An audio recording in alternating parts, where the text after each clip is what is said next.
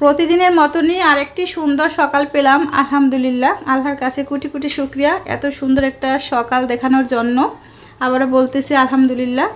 আকাশটা এত সুন্দর লাগছিল, আপনাদের কি বলবো। তো আপনাদের কাছে কেমন লাগছে সবাই কমেন্ট করে জানাবেন। তো অনেক দিন পর হচ্ছে এত সুন্দর একটা আকাশ দেখতে পেলাম। আসসালামু আলাইকুম everyone, welcome back to my channel. আশা করি আমার ভাইয়েরা আপুরা যে যেখানে আছেন আলহামদুলিল্লাহ ভালো আছেন। আমরাও আলহামদুলিল্লাহ ভালো আছি।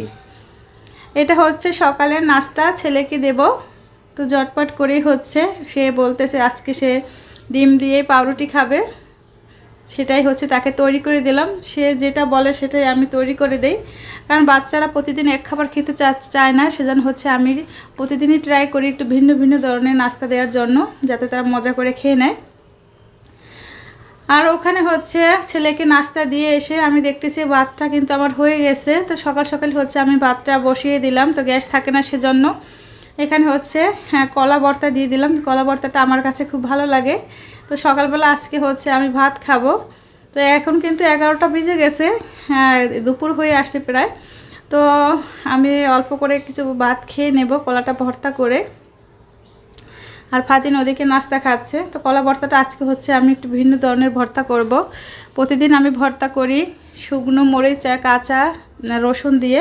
তো সবাইকে দেখে ওরকমই ভর্তা করতে। তো আজকে আমি হচ্ছে কাঁচা মরিচ, পেঁয়াজ, সরিষার তেলের উপর টেলে তারপর হচ্ছে ভর্তাটা করব।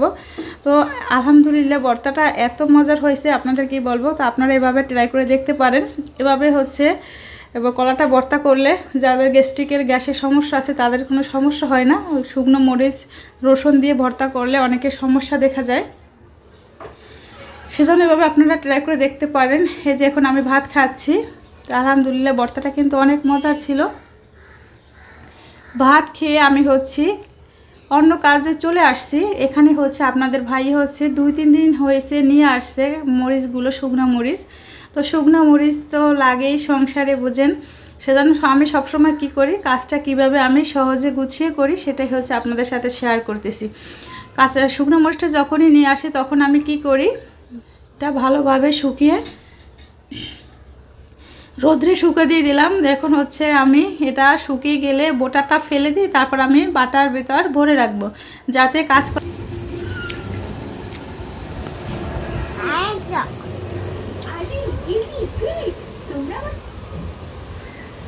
এটা কি খাও বাবা? আখরস মিষ্টি লাগে। এই যে আমি আমার ছেলেকে এইভাবে টুকরো টুকরো করে কেটে দিলাম। এটা খেতে খুব সহজ হয় আর একদম নরম। আজকে আখটা এভাবে আপনারা কেটে দিতে পারেন, তাহলে বাচ্চাদের খেতে সুবিধা হয়। তোমার এই চিবুতে সুবিধা হচ্ছে না? এই যে দেখছেন কত সুন্দর করে রাখতেছে। অপু তুমি এই পাশে রাখো, এই পাশে এক পাশ করে রাখো, সুন্দর করে খাও।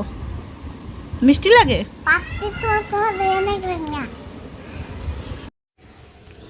আজকে দুপুরে রান্না করতেছি মুরগির গোশ। তো সেটা হচ্ছে বেজে নিলাম ভালোভাবে। আমি সবসময় সাদা মুরগিটা রান্না করার সময় মুরগিটা বেজে নেওয়ারই আমি চেষ্টা করি, কারণ নাহলে ভালো লাগে না বেশি একটা।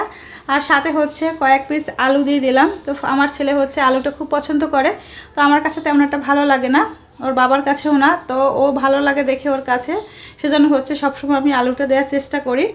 আর এখানে হচ্ছে আমি পেঁয়াজ, রসুন, আদা আর হচ্ছে জিরে বেটে নিলাম। হলুদের গুঁড়ো, মরিচের গুঁড়ো দিয়ে ভালোভাবে একটু তেলের উপর নেড়ে চেড়ে নেব যাতে কাঁচা গন্ধটা চলে যায়। এখন হচ্ছে পরিমাণ মতন অল্প পানি দিয়ে দেব মশলাটা কষানোর জন্য, যাতে পুরোপুরিভাবে গন্ধটা চলে যায়, মশলাটা ভালোভাবে হয়। এই যে দেখুন আমার আলুটাও কিন্তু মুরগি গোশটা ভাজা হয়ে গেছে। এখানে হচ্ছে ফাইনালি আমার মশলাটাও হয়ে গেছে ভুনা। এখন হচ্ছে আমি গোশ আর আলু দিয়ে এটাকে ভালোভাবে আরও একটু কষিয়ে নেব। সবসময় চেষ্টা করবেন কষিয়ে নেওয়ার জন্য, তাহলে ভালো হয়। আর সাথে সাথে যদি পানি দিয়ে মাংসটা দেন তাহলে হচ্ছে বেশি একটা ভালো লাগে না, পানসে পানসে একটা ভাব হয়। এখানে আমি পানিটা ফুটিয়ে রাখছিলাম, সেটা এখন আমি দিয়ে দিচ্ছি। তো ফুটিয়ে পানিটা দেওয়ার জন্য আপনারা সবসময় ট্রাই করবেন, তাহলে স্বাদটা অনেক ভালো লাগে। আর বেশি তেমন একটা ঝাল লাগে না। অল্প পরিমাণে আমি পানি দিয়ে দিব, কারণ সবই তো সিদ্ধ হয়ে গেছে, বেশি পানি দেওয়ার প্রয়োজন নেই। দেখতেই পাচ্ছেন। একটু মাখা করে রাখবো। আর হচ্ছে 4টে কাঁচামরিচ দিয়ে দিলাম। কাঁচামরিচটা হওয়ার আগে আগে দিলে হয় কি ফ্লেভারটা অনেক ভালো আসে আর ভালো লাগে। যাদের বাসায় ছোট বেবিরা আছে সেজন্য হচ্ছে জালটা বেশি পরিমাণ বের হয় না। জিরে গুঁড়ো করে নিচ্ছি। তো জিরে গুঁড়োটা করা শেষ। আমার গোছু রান্না করা কিন্তু শেষ হয়ে গেছে। এখন উপর থেকে একটু ছিটিয়ে দিচ্ছি, পরবর্তীতে আবার উপর থেকে ছিটিয়ে যে নামিয়ে ফেলবো। দেখতেই পাচ্ছেন মাংসটা কিন্তু কালারটা কিন্তু দারুণ হয়েছে। আর রান্নাটা কিন্তু করা আমার শেষ। তো এভাবে আপনারা ট্রাই করে দেখতে পারেন, খুব ভালো লাগবে। আর হচ্ছে এখন চলে আসলাম আবার ব্যালকনিতে, কারণ দেখতেছি মরিচটা শুকানো হয়েছে কিনা। হ্যাঁ, শুকানো হয়ে গেছে। এখন হচ্ছে মরিচটা নিয়ে যাব। তো মরিচটা শুকিয়ে রাখলে আপনারা যতদিন ইচ্ছে ততদিন রেখে ব্যবহার করতে পারেন, তাহলে কোনো ফ্যাঙ্গাসে যেটা ভাব হয় সেটা হবে না। এই যে দেখুন, এটা হচ্ছে সকালবেলার একটা ফুটেজ। এখানে হচ্ছে চড়ুই পাখি। তা আমার বাসায় হচ্ছে চড়ুই পাখিতে বাসা বাঁধছে উপরে ভেন্টিলেটারের উপর ভিতরে। এখানে হচ্ছে মনে হয় না হলেও 20টা পাখি আসছে সকালবেলা বাসার ভিতরে ঢুকবে। তো কিছুদিন ধরে হচ্ছে আসতেছে না, সেজন্য হচ্ছে আর কি চিল্লাপাল্লা করতেছে ভিতরে ঢোকার জন্য, কিন্তু ঢুকতে পারতেছে না কেন বলতে পারতেছি না। আমি কিন্তু ফাইনালি মরিচগুলো বোটাটা ফেলে তুলে রাখছিলাম, তো সেটা আপনাদের আবার দেখানোর জন্য আবার বের করলাম। দেখুন কত, এটা কিন্তু আমার বাটার কৌটোর ভিতর ভরতো না মরিচগুলো, অন্যটা বাটার ভিতরেও রাখা লাগতো। এখন কিন্তু আমার বাটাটা ভরে গেছে, একদম সমান সমান হয়ে গেছে। এই যে বোটাটা সরানোর জন্য এখন আমি যতদিন ইচ্ছে ততদিন ব্যবহার করতে পারবো। আপনারা এভাবে ট্রাই করে দেখতে পারেন। শব্দটা শুনে অবশ্যই বুঝতেছেন কতটা মুসমুসে হয়েছে।